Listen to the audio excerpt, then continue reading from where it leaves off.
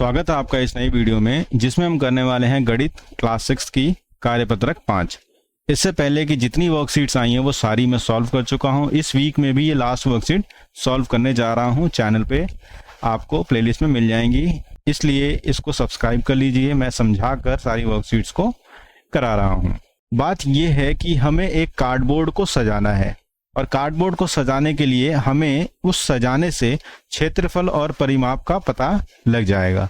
तो आइए नीचे इस कार्डबोर्ड को सजाया कैसे गया है। हमने क्या किया ना, स्क्वायर शेप के डिफरेंट ग्लेस पेपर्स या डिफरेंट कलर के पेपर्स यहाँ पे चिपकाए हैं स्क्वायर शेप के। ये स्क्वायर शेप के जो पेपर्स हैं वो एक दूसरे के ऊपर ओवरलैप यानी एक दूसरे के ऊपर चढ़ नहीं रहे, और हमने इसको लगाकर पूरे कार्डबोर्ड को ढक दिया है। मान लीजिए कि एक ये जो स्क्वायर है इसकी एक तरफ की जो यूनिट है वो 1 सेंटीमीटर है। तो 1 सेंटीमीटर का मतलब होता है इकाई यूनिट। 1 है इसलिए कहते हैं इकाई यूनिट। कितना यूनिट? 1 सेंटीमीटर। ठीक है।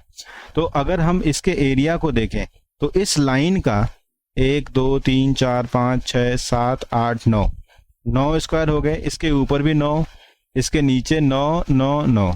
तो टोटल एरिया क्या होगा? कितने स्क्वायर्स लग गए वो इसका टोटल एरिया होगा, क्योंकि एक स्क्वायर का एरिया जो है वो एक स्क्वायर यूनिट है। तो ये हो जाएगा आपका 45 सेंटीमीटर स्क्वायर। जब भी एरिया हम लिखते हैं तो स्क्वायर में लिखते हैं। ठीक है। अब बात करते हैं परिमाप की। भाई ये एक पीली पट्टी लगाई जा रही है। ठीक है। यहाँ पर क्या करा जा रहा है? एक पीली पट्टी लगाई जा रही है इसको ढकने के लिए। तो ये जो पीली पट्टी की जो पूरी लेंथ है, पूरी लंबाई है इस पीली पट्टी की, उसको हम कहते हैं परिमाप।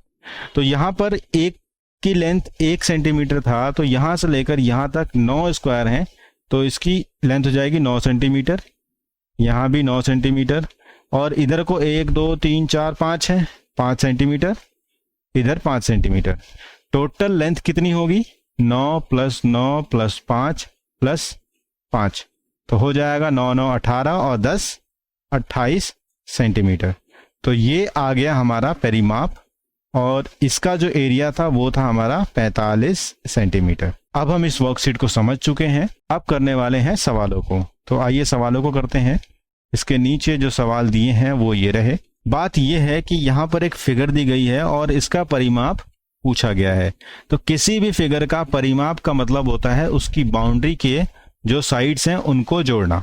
तो बाउंड्री में 5 है, 3 है, फिर एक और बार 3 है, फिर एक और बार 3 है। इन सबको जोड़ देंगे, यानी इसकी सभी साइड को जोड़ देंगे तो हमारा आ जाएगा परिमाप।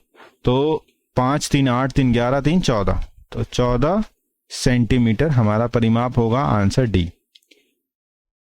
प्रश्न 2 में यह पूछा गया है कि एक छोटा वर्ग जो है वह 1 इकाई का है।